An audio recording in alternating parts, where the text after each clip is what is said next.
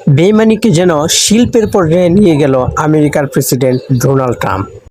কাতারে যখন শান্তি আলোচনা চলছিল, আমেরিকা ঠিক এই সময়ই ইরানের দক্ষিণ অঞ্চলীয় বন্দর নগরী আব্বাসে অতর্কিত তারা হামলা করে বসল। অর্থাৎ তারা যে বেইমান সেটা তারা বুঝিয়ে দিয়েছে। তারা ইরানের দক্ষিণাঞ্চলীয় বন্দর আব্বাসে আক্রমণ করে তারা বোঝাতে চেয়েছে তারা আত্মরক্ষামূলক হামলা করেছে, অথচ ইরান কোনো হামলাই করেনি। সেই ক্ষেত্রে তারা কিভাবে আত্মরক্ষামূলক হামলা করবে? অর্থাৎ ইসরায়েলের কথাগুলো তারা অক্ষরে অক্ষরে পালন করে। আমেরিকা কত বড় বেঈমান তারা সেটা বুঝিয়ে দিয়েছে। তারা ইরানে হামলা করার বিভিন্ন অজুহাত করছে।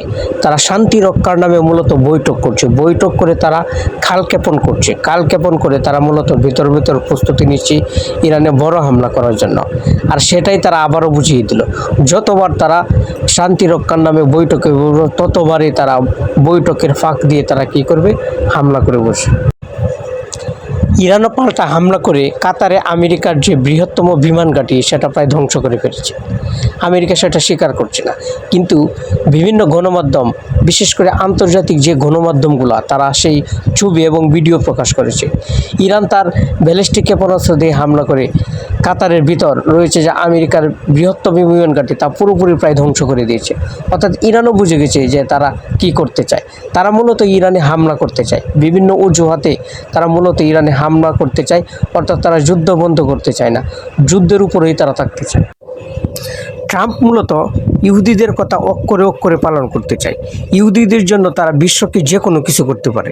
বিশ্বে তারা পারমাণবিক যুদ্ধ শুরু করতে চায়, তারা ইহুদিদেরকে রক্ষা করার জন্য।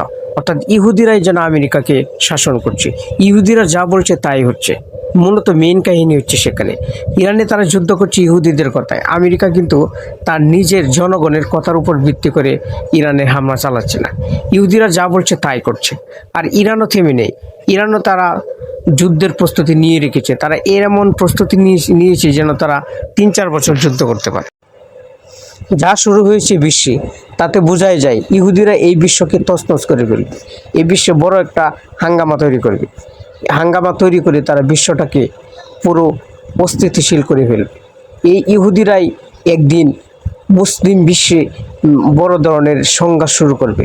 তারা চায় মুসলিম বিশ্বের প্রতিটি দেশকে তারা ধ্বংস করে ফেলতে, বিশেষ করে ইরান, তারপর তুরস্ক, একে একে আর অন্য সব দেশগুলোকে ধ্বংস